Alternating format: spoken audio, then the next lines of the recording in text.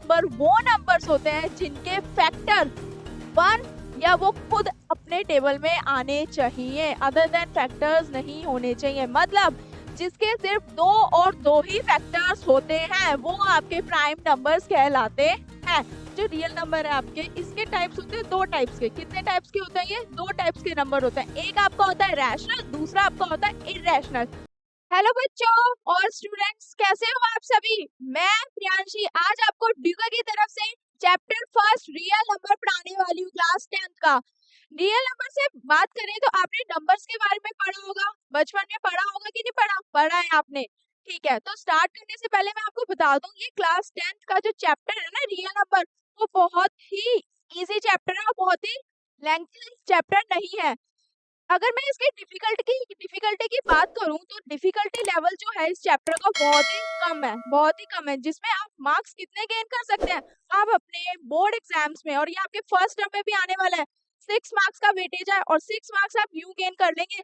जिस बच्चे को बेसिक चीजें आ गई समझ में, जैसे एलसीएम हो गया आपका, डिवीजन हो गए आपके, एचसीएफ हो गए, तो आपके लिए चैप्टर यूं है, हलवा है समझो। जो आप फटाफट से यूं कर लोगे, 6 मार्क्स तो कहीं नहीं जाने वाले आपके।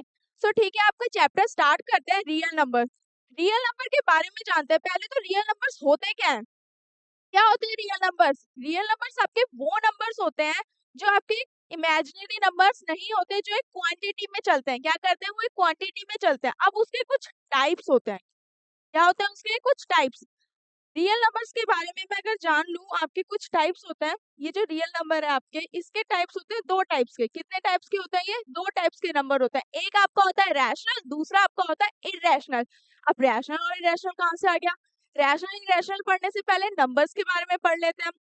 फॉर एग्जाम्पल, रैशनल नंबर से पहले मैं आपको बात बता दूं कि नंबर्स के बारे में हमें पढ़ना है। नंबर्स क्या होते हैं? क्या होते हैं नंबर्स? क्यों हम नंबर्स पढ़ते हैं? क्या होते हैं बेसिक चीजें? मान लीजिए मेरे पास अगर 10 एप्पल्स हैं, मेरे पास क्या है? 10 एप्पल है, तो मुझे कैसे पता चलेगा कि वो 10 ही एप्पल है? तो मैं उन्हें काउंट करूंगी ना। तो नंबरिंग क्या होती है कि किसी भी क्वांटिटी को मेजर करना, किसी भी नंबर को, किसी भी प्रोडक्ट्स को या किसी भी आइटम्स को, उन चीजों को क्या करना? काउंट करना, उनको मेजर करना। तभी तो मैं उनको आइडेंटिफाई कर पाऊंगी कि ये इतनी क्वांटिटी में है, ये इतनी वेटेज में है, तो वो मुझे नंबर से पता चलता है। नंबर्स के बारे में जानने से पहले सबसे पहले हम पढ़ेंगे नेचुरल नंबर्स को। रैशनल इरेशनल बाद में, पहले हम क्या पढ़ेंगे? Natural numbers. नेचुरल नंबर्स क्या नंबर्स होते हैं आपके? नेचुरली, कि वो हमें नेचुरली मिल गए? नहीं, नेचुरल नंबर आपके वो नंबर्स होते हैं जो आपके काउंट होते हैं नंबर्स, बट कहाँ से स्टार्ट होते हैं? 1 से। कहाँ से? Those number which starting from 1, जो नंबर्स आपके 1 से स्टार्ट होते हैं, 1 से लेके एंड सो ऑन तक जाते हैं, इन्फिनिटी नंबर्स होते हैं। ये आपने बचपन में भी पढ़ा होगा आपने कि नेचुरल नंबर्स, आपको जब भी नंबर्स पढ़ाती है टीचर, तो उससे पहले आपको बेसिक चीजें बताती है। बेसिक चीजों में नेचुरल नंबर आते हैं 1 2 3 4 5 6 7 8 and so on etcetera, infinite numbers होते हैं। बट आपको इसकी आइडेंटिफिकेशन कैसे होती है? इसकी आइडेंटिफिकेशन होती है जो नंबर्स आपके 1 से स्टार्ट होते हैं। कहाँ से? 1 से। 0 इसमें नहीं आता। Natural numbers are called natural numbers तभी कहलाएंगे जब वो 1 से स्टार्ट है। आगे बढ़ते हैं। होल नंबर्स की मैं बात करूं, होल नंबर, होल का मतलब क्या होता है? सारा। क्या होता है? इंक्लूड। इंक्लूड का मतलब ये नहीं कि ये भी ले लो, वो भी ले लो, कुछ भी ले लो, नहीं। होल मतलब होता है, नेचुरल नंबर्स तो होल नंबर में आएंगे, बट होल नंबर के साथ साथ, सारे नेचुरल नंबर्स के साथ साथ होल नंबर्स में आपका 0 भी आएगा। सिर्फ और सिर्फ जो नंबर्स आपके 0 से स्टार्ट होते हैं, कहाँ से? 0 से स्टार्ट होते हैं, 0 भी इसमें इंक्लूड होगा। ठीक है, आगे बात करते हैं even numbers, odd numbers. Even number कहाँ से आ गया? ऑड नंबर कहाँ से आ गया? बेसिक चीजें हैं ये तो बच्चों को पता होनी चाहिए। फिर भी नहीं पता तो मैं फिर भी बताऊंगी। बट क्या होता है कि कई बार हमें बेसिक चीजें, हम हाई लेवल के क्वेश्चन कर लेते हैं या हमें हाई चीजें पता होती है, बट बेसिक चीजें हमें नहीं होती रिमाइंड। तो even numbers natural numbers of the form of 2n। अब इवन नंबर्स को कैसे हम सॉल्व कर सकते हैं? हम कैसे आइडेंटिफाई कर पाते हैं कि इवन नंबर्स की क्या आइडेंटिफिकेशन होती है? मैं आपको कोई भी एक नंबर दे दूं उठा के, मान लीजिए, और मैं आपसे पूछूं कि ये आपका इवन नंबर है या नहीं है, बताना है आपको, है या नहीं है। तो इवन नंबर 2n की आइडेंटिफिकेशन से हम पहचान सकते हैं। किसकी आइडेंटिफिकेशन से? 2n। फॉर एग्जाम्पल, मैंने n के लिए एक वैल्यू ली। अगर मैं n की जगह 1 पुट करती हूँ, क्या पुट करती हूँ? 1। मान लीजिए मैंने n की जगह 1 पुट किया, तो मैं इसको मल्टीप्लीकेशन करूंगी। मल्टीप्लाई करने के बाद 2, मेरे पास 2 एक नंबर आ गया, तो 2 क्या हो गया आपका इवन। इवन नंबर वो नंबर्स होते हैं जो आपके 2n की फॉर्म में होते हैं, मतलब कि वो नंबर्स जिनका फैक्टर 2 हो, जो 2 से डिविजिबल हो जाते हैं, वो आपके इवन नंबर्स कहलाते हैं। फॉर एग्जाम्पल 2 हो गया, 4 हो गया, 6 हो गया, 8 हो गया, 10 हो गया, एक्सेट्रा एक्सेट्रा। इतना क्लियर है क्या? कैसे पहचानेंगे आप कैसे होते हैं इवन नंबर्स? वो नेचुरल नंबर्स जो आपकी किसकी फॉर्म में हो, 2n की फॉर्म में होंगे। और नंबर्स की मैं बात करूं, और नंबर्स क्या होते हैं? और नंबर आपके बिल्कुल इवन के अपोजिट, बिल्कुल इवन के अपोजिट। अब वो अपोजिट कैसे होंगे? Natural numbers of the form, मान लीजिए आपके जो नेचुरल नंबर्स हैं, अब उनकी फॉर्म क्या होती है? नेचुरल नंबर्स में इवन नंबर में चेक किया था तो क्या होता है? 2n होता है, ठीक है। अब ऑड नंबर्स की बात करते हैं। ऑड नंबर में क्या होगा? 2n का बिल्कुल अपोजिट, मतलब 2n में से हमें एक वैल्यू को डिडक्ट कर देना है। क्या कर देना है? हटा ही देना है बिल्कुल ही। अगर मैं 2n-1 मैंने ये रफ किया, अगर मैं क्या कहते हैं ऑड नंबर्स का 2n लेती हूँ, ठीक है, मैंने 2n-1 लिया। अब मैं यहाँ पे जो ये n है, ये जो नेचुरल नंबर है, ये n किसको डिनोट कर रहा है? This is your natural number को रिप्रेजेंट कर रहा है। इसके जगह मैं 1 पुट करती हूँ, सेम। तो मैं इसको सॉल्व कैसे करूंगी? अब इस सिचुएशन में बच्चे क्या करते हैं? बहुत सिली मिस्टेक कर देते हैं। क्या करते हैं? बहुत ही सिली मिस्टेक, जो बिल्कुल नहीं करनी है आपको। तो प्लीज मैथ्स में ना ये छोटी छोटी सी मिस्टेक्स भी ना आपको पूरे क्वेश्चन के स्टेप्स में, और आपका आंसर गलत हो जाता है, आपको आता हुआ भी आंसर आपका गलत हो जाता है अगर आप एक माइनस का भी साइन गड़बड़ कर देते हैं तो। अब क्या करना है? अब कुछ बच्चे क्या करेंगे, इसी को, ये सिंपल सा है, इसको सॉल्व करने में क्या कर देंगे, पहले इसको 1-1 कर देंगे, जिससे क्या हो जाएगा? 0 हो जाएगा। और 0 को मैं 2 से मल्टीप्लाई करूंगी तो वो क्या हो जाएगा? ऑटोमेटिकली वो आंसर ही 0 हो जाएगा। But 0 is not your odd number, 0 is not your odd number. तो आपको ये ऐसे सॉल्व करना है। ये आपका रॉन्ग मेथड हो गया। क्या हो गया? ये आपका गलत मेथड हो गया। आपको ऐसे सॉल्व ही नहीं करना। सबसे मेन बात, आप मैथ्स के क्वेश्चन कर रहे हैं तो मैथ्स के क्वेश्चन करने में क्या रूल लगता है? बोर्ड मास रूल लगता है। तो बोर्ड मास का रूल लगाना जरूरी है। ये छोटी छोटी सी मिस्टेक्स आपको नहीं करनी है जो आपके मार्क्स को डिडक्ट करती हैं। जिससे क्या होता है, हर एक स्टेप्स में, अगर मान लीजिए आपने फर्स्ट स्टेप में सही करा, सेकंड स्टेप आपने सही करा, थर्ड स्टेप सही करा, बट एंड में फोर्थ स्टेप में आपने जरा सी मिस्टेक कर दी, बट आंसर तो गलत हो गया ना। जिससे क्या होगा? आपके मार्क्स डिडक्ट हो जाएंगे। तो वो गलती आपको नहीं दोहरानी। तो मेरे को क्या करना है? सबसे पहले मुझे यहाँ मल्टीप्लाई करना है। 2 को मैंने फर्स्टली मल्टीप्लाई करा, जो बोर्ड मास रूल होता है। किस किस को पता है बोर्ड मास रूल क्या होता है? बट कई बच्चे ऐसे होंगे जो पता होने के बाद भी गलती करते हैं, पता होने के बाद भी मिस्टेक्स करते हैं, पर आपको वो नहीं करनी है। बोर्ड मास में क्या होता है? पहले ब्रैकेट ओपन करते हैं, देन डिवाइड करते हैं, देन मल्टीप्लाई करते हैं, देन एडिशन करते हैं, देन सब्ट्रैक्शन, मतलब स्टेप बाय स्टेप चलता रहता है। तो यहाँ पे आपको सब्ट्रैक्शन से पहले मल्टीप्लिकेशन शो हो रहा है, हो रहा है। तो ये जो मल्टीप्लाई शो हो रहा है, तो यहाँ पे आपको दो मैथमेटिकल ऑपरेशन है, एक मल्टीप्लाई दूसरा सब्ट्रैक्शन। तो मल्टीप्लाई पहले करना है, बहुत बेसिक सी चीज है ये, प्लीज इसे ध्यान रखना। तो ये आपका 2 हो गया -1, दिस इज योर 2। तो 2 इज योर ऑड नंबर है 2 नहीं, बट हम किसकी बात कर रहे हैं?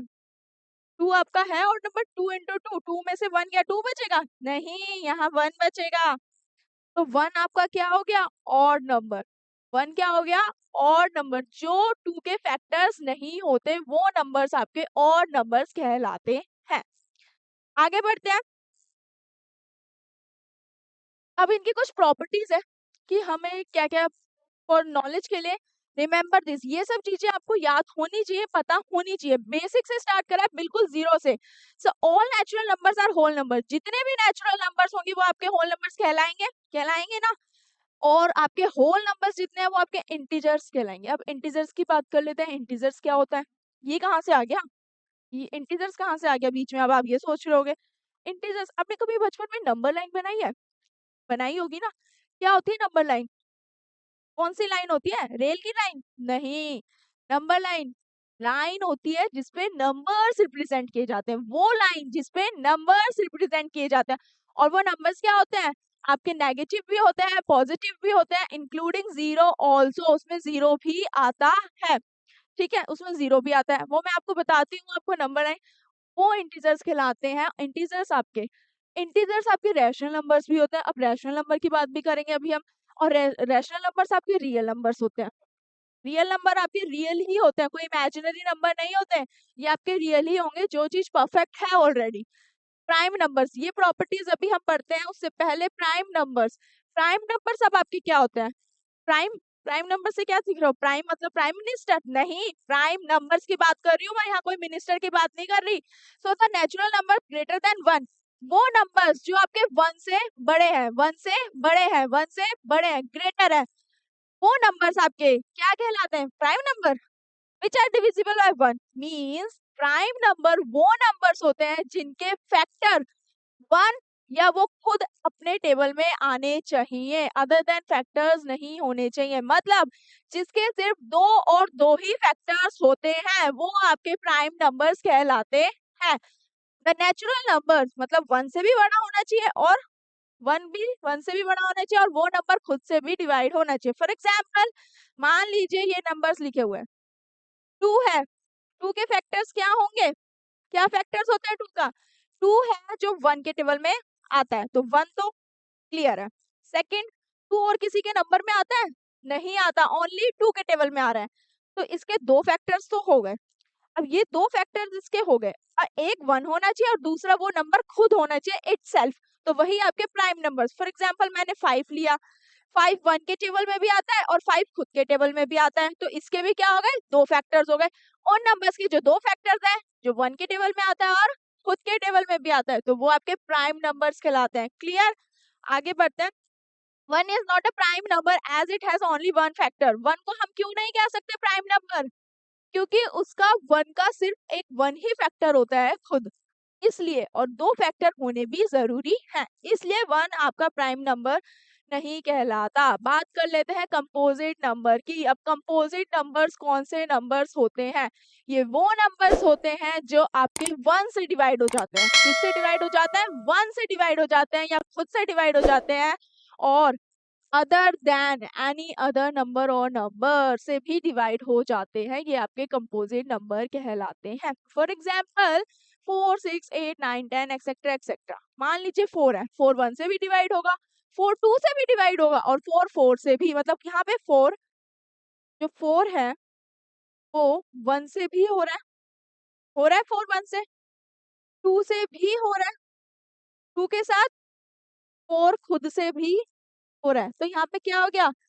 वन से भी, टू से भी, अदर नंबर से भी हो रहा है और खुद से भी हो रहा है, तो इन तीनों को मिला के जो नंबर खुद से भी डिवाइड हो रहा है, वन से भी डिवाइड हो रहा है, और इसके साथ दूसरे अदर नंबर से भी डिवाइड हो रहे हैं, वो कौन से नंबर कहलाते हैं? Composite number. Euclid division lemma पढ़ने से पहले स्टार्टिंग में आते हैं, जब चैप्टर स्टार्ट किया था उससे पहले आपने यहाँ पे पढ़ा था रैशनल नंबर। अब बात करते हैं मेन टॉपिक रियल नंबर्स की। जो रियल नंबर आपके दो तरीके के होते हैं, और वो दो तरीकों के कौन से नंबर होते हैं? Rational number, irrational number. अब रैशनल नंबर की बात कर रही हूँ मैं, कौन से नंबर की? Rational number. रैशनल नंबर कौन से नंबर होते हैं? Rational numbers, rational number real numbers of the form, जो नंबर्स आपके फ्रैक्शन की फॉर्म में है, डिवाइड की फॉर्म में है, पी बाय क्यू की फॉर्म में है, तो ये नंबर्स आपके रैशनल नंबर कहलाते हैं। Rational number p by q की फॉर्म में होते हैं। किसकी फॉर्म में? जिन्हें हम फ्रैक्शन की फॉर्म बोले। फ्रैक्शन का मतलब होता है डिवाइड, किसी भी चीज को दो पार्ट्स में डिवाइड कर देना, किसी भी चीज को दो पार्ट्स में हिस्से कर देना उसके, ठीक है, बंटवारा कर देना उसका। सो फ्रैक्शन और डिवाइड की फॉर्म में रैशनल नंबर्स कहलाते हैं। जिन नंबर्स को हम p बाय q की फॉर्म में लिखते हैं वो नंबर्स आपके रैशनल नंबर होते हैं। और एक कंडीशन भी होती है where q is not equals to zero. q आपका जीरो के बराबर नहीं होना चाहिए, q जीरो हो गया तो पूरा रैशनल नंबर जीरो हो जाएगा, ठीक है। ऑल इंटीजर्स, एक मेन बात और कि q जो है, ये इसका मतलब समझ रहे हो, ये q, ये जो साइन है ये बिलोंग्स का साइन है। क्या हो रहा है? बिलोंग्स का साइन है, कि q जो वैल्यू है वो आपके इंटीजर से बिलोंग करनी चाहिए। किससे बिलोंग करनी चाहिए? आपके इंटीजर से। तो इसको हम रैशनल नंबर, जिसे हम r से डिनोट करते हैं, ठीक है। all integers can be expressed as rational. For example, 5 equals to 51.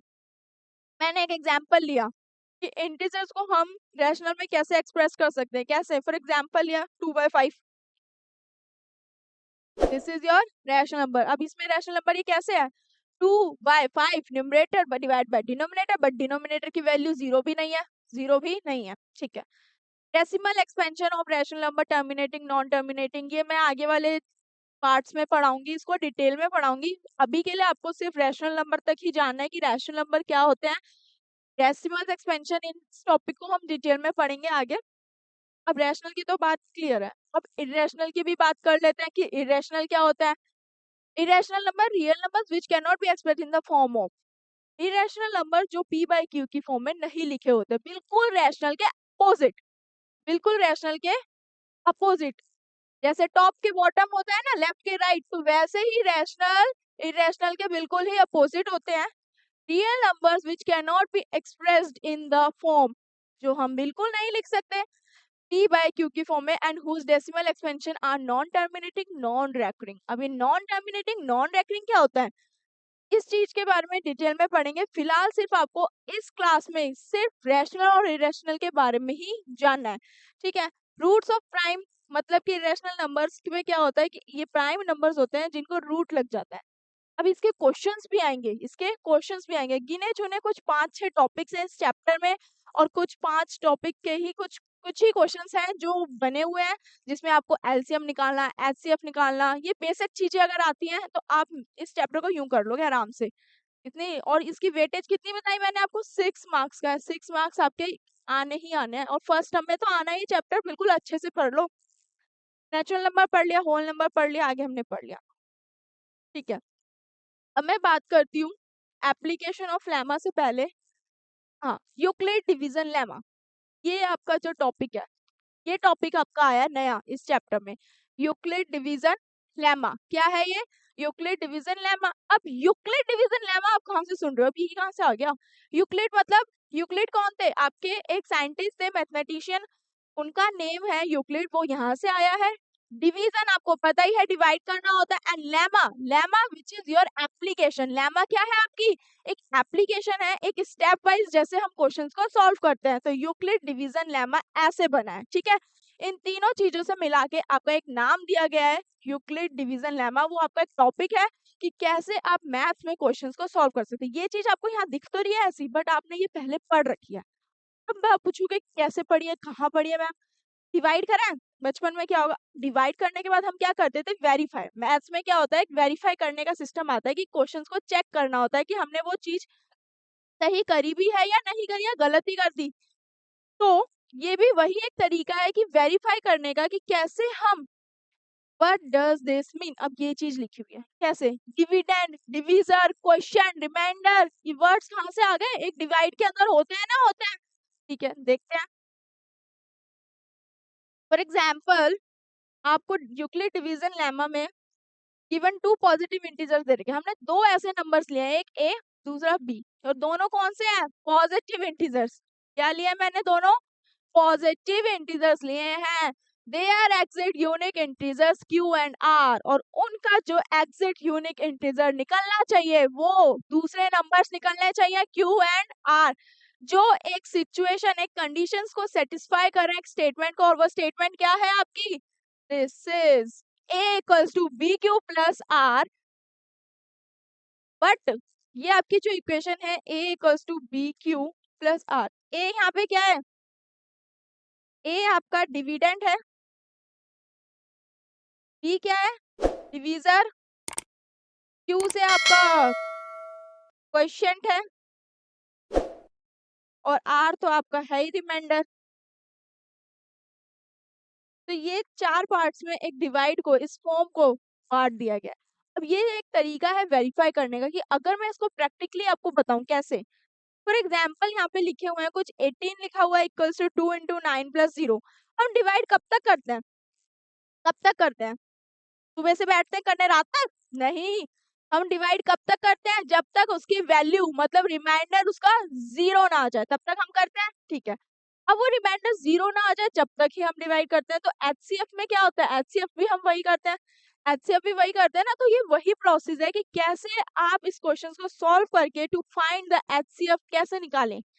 ठीक है, देखो यहाँ पे 18 था, dividend equals to 2 into 9 plus 0। मुझे पता है मैंने यहाँ 18 लिया, मैंने क्या करा, मैंने मान लीजिए मैंने एक नंबर लिया 18, अब मैं इसको किससे डिवाइड करूंगी, मुझे पता है 18 आता है, किसकी टेबल में आता है, 2 के टेबल में आता है, सिंपल।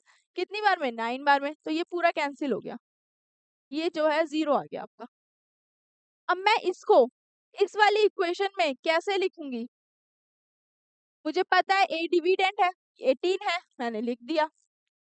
डी मेरे को पता है, डिवीजर आपका 2 है, क्वेश्चन मुझे पता है कितना है आपका 9 आया है, और रिमाइंडर आपका 0 बच गया, ये तो यहीं खत्म हो गया, इसके आगे तो बढ़ा ही नहीं। और ये चेक करने का तरीका, 2 को 19 से मल्टीप्लाई करूंगी तो 18 आ गया, प्लस करूंगी 0 तो 18 आ गया। दिस इज योर इक्वल, आपका ये एलएचएस इक्वल आरएचएस हो गया, मतलब कि मैंने जो ये डिवाइड करा है वो बिल्कुल परफेक्ट किया है, मेरी यहाँ पे कोई मिस्टेक होने के चांस ही नहीं है। ठीक है, फॉर एग्जाम्पल आगे बढ़ते हैं, ऐसे भी और लॉट्स ऑफ क्वेश्चन है, आपको प्रैक्टिस करनी है खुद से। एप्लीकेशन ऑफ लेमा, अब लेमा को सॉल्व करने की एक एप्लीकेशन है कि कैसे उसे करेंगे, सॉल्व तो हर कोई कर लेगा, सॉल्व तो हर कोई कर लेगा, पर लिखने का तरीका आता सबको है। मैथ्स में क्या करते हैं बच्चे, लिखते नहीं है, सोचते हैं बस क्वेश्चन सॉल्व किया, आंसर निकल गया, ठीक है, बट लिखना भी तो पड़ता है, बिना लिखे कैसे मार्क्स ले आओगे। तो उसके लिए क्या करोगे, आपको अगर statement wise theorem wise question आएंगे तो उसमें आपको लिखना भी है। मैथ सिर्फ प्रैक्टिकल नहीं, उसमें अगर 80% प्रैक्टिकल है तो 20% आपकी थ्योरी भी है जो आपको करनी है, तभी तो आपके 100% आएंगे। जो मैंने आपको बताया था कि 10-10% करके आपको डेली पढ़ना है, अगर आप 10-10% भी नहीं पढ़ोगे तो 100% कैसे आएगा, फिर 50-70 पे लटके रह जाना। Euclid division lemma is used to find HCF of two positive integers. अब दो हमें पॉजिटिव इंटीजर्स हम लेते हैं और उनको हम एचसीएफ में फाइंड करके दिखाते हैं। देखो मैं आपको एक क्वेश्चन कराती हूँ, यहाँ पे आपको दे रखा है, मैं एक दूसरा क्वेश्चन कराती हूँ। 56 एंड 72 दो नंबर्स दे रखे हैं, क्या दे रखे हैं, 56 एंड 72। तो मैं इसका एचसीएफ लेती हूँ, मेरे को सबसे पहले लेमा अप्लाई करना है, क्या करना है, लेमा अप्लाई करना है। लेमा भी आपका क्या है, एप्लीकेशन है। Take bigger number and locate a b and r, this is this, ये स्टेटमेंट वाइज हो गया। मैं सिंपल आपको कराती हूँ, इतना आपको जाने की डिटेल में जरूरत नहीं है। फॉर एग्जाम्पल मैंने एक नंबर लिया, मान लीजिए मैंने एक नंबर लिया 225 एंड 135, मैंने ये दो नंबर लिए 225 एंड 135, ये आपके दो पॉजिटिव इंटीजर्स हो गए। क्या हो गए, अब मुझे क्या करना है, इसका लेमा निकालना है, क्या फाइंड करना है, एचसीएफ करके इस लेमा एप्लीकेशन को सॉल्व करना है। ठीक है, मैं यहाँ से सॉल्व करके दिखाती हूँ, क्या करूंगी, तो लिखेंगे भी कैसे और सॉल्व भी कैसे करेंगे। मैं पहले एचसीएफ लेती हूँ, 335 आपका हो गया, ये मैंने 135 अंदर ले लिया, सॉरी 225, ये आपका 3 ओ अगेन, ये आपका हो गया 225 डिवाइडेड बाय 135। इसका क्या करूंगी, एचसीएफ लेते हैं, और कब तक लेते हैं एचसीएफ, जब तक 0 ना आ जाए। तो सबसे पहले क्या करेंगे, अब देखो ध्यान से देखना एचसीएफ लेने का तरीका, जिन्हें आता है वो भी देखेंगे और जिन्हें नहीं आता वो भी देखेंगे। 135 की टेबल में 225 आता है, आता है तो कितनी बार में आता है, कितनी बार में आता है, कहीं से आ रहा है क्या चलकर, हाँ नहीं आता है या नहीं, नहीं आता, 1 बार में मैं 135 ही ले लेती हूँ। मैंने ले लिया, मैंने सब्ट्रैक्ट करा, 5 में से 5 गया 0, ये बना 12 9, और दिस इज योर 2 बना 1, ये ऑटोमेटिकली 0 हो गया, 90 बच गया। अब ये 90 बच गया, अब ये आगे एक स्टेप और बढ़ेगा, अब ये आगे एक स्टेप और बढ़ेगा, क्यों बढ़ेगा, क्योंकि यहाँ पे 0 तो आया ही नहीं, यहाँ तो 90 आया है, और एचसीएफ में कब तक करती हूँ, जब तक 0 ना आ जाए। अब मैं ये जो डिविडेंड है, अब मैं क्या करूंगी, जो डिविडेंड जो हमारे पास डिवीजर था उसको बना दूंगी डिविडेंड, और जो मेरे पास रिमाइंडर बचा उसे बना दूंगी डिवीजर, यही स्टेप चलता रहेगा। तो मैं क्या करूंगी, यहाँ पे 135 को बना दिया मैंने डिविडेंड, अब मैं 90 के टेबल में चेक करूंगी कि 135 आता है या नहीं आता, और आता है तो कितने टाइम से आता है।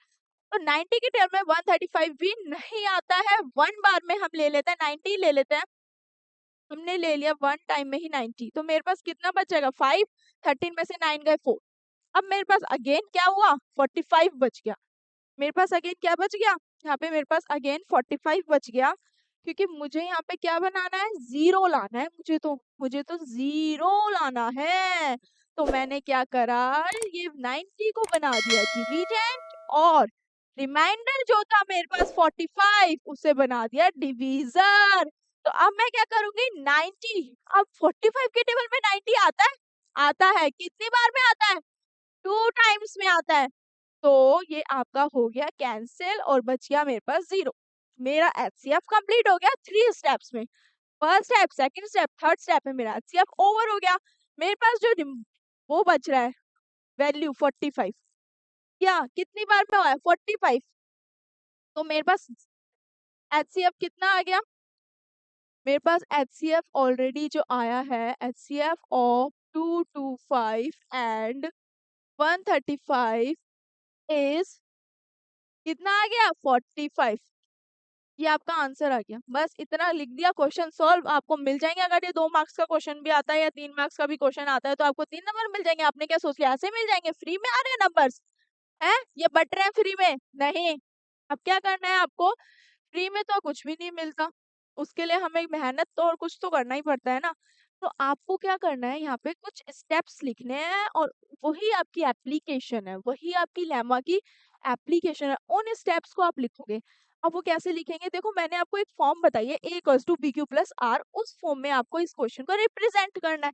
तो मैं रिप्रेजेंट कैसे करूंगी, मैं इसे रफ कर देती हूँ, मैं आपको लिख के दिखाती हूँ कि आपको ये कैसे लिखना है। फर्स्ट स्टेप आपको क्या लिखना है, आपको ये लिखना है, मैंने लेट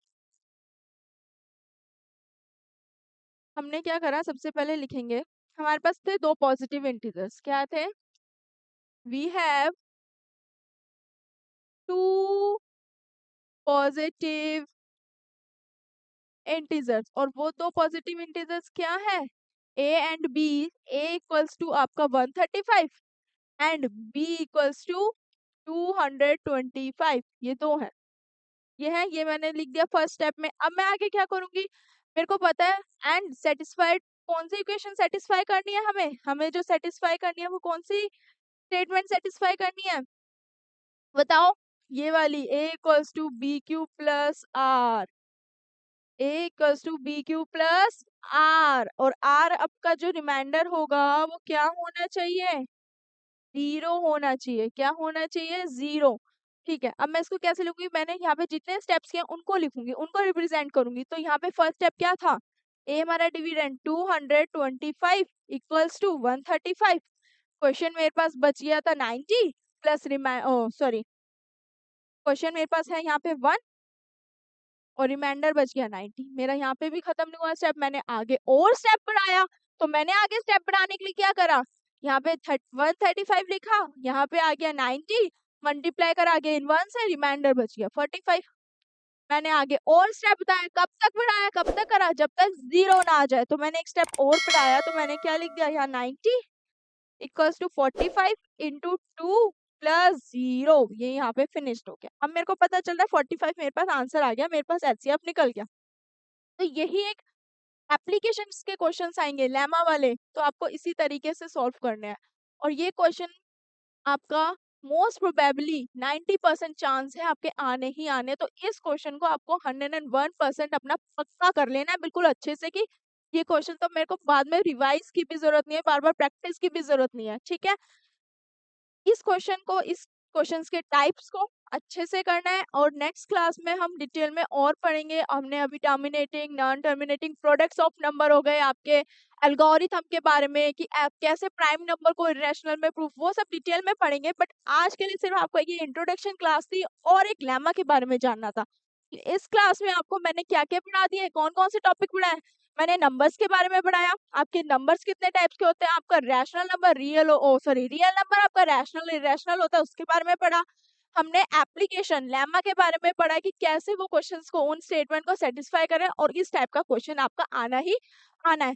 आपको क्या करना है, आपको क्या करना है, इस क्वेश्चन की जितना भी पढ़ा है उसको अच्छे से प्रैक्टिस करनी है, रिवाइज करना है, और क्या करना है, क्या करना है बताओ, प्रैक्टिस ही करनी है। और एक हैक बताती हूँ पढ़ाई का, आपको ना पढ़ना चाहिए अपने कौन से टाइम में पढ़ना चाहिए, मेरे सजेस्ट करूँ तो आपको अपना एक प्रोडक्टिव टाइम, क्योंकि जो बच्चे प्रोडक्टिव टाइम में पढ़ते हैं ना, कि जो भी आपका 4 टू 5 आवर्स है या जो भी टाइम आपका होता है प्रोडक्टिव टाइम, उस टाइम में अगर आप पढ़ते हैं तो आपका जो माइंड होता है ना बहुत शार्प होता है।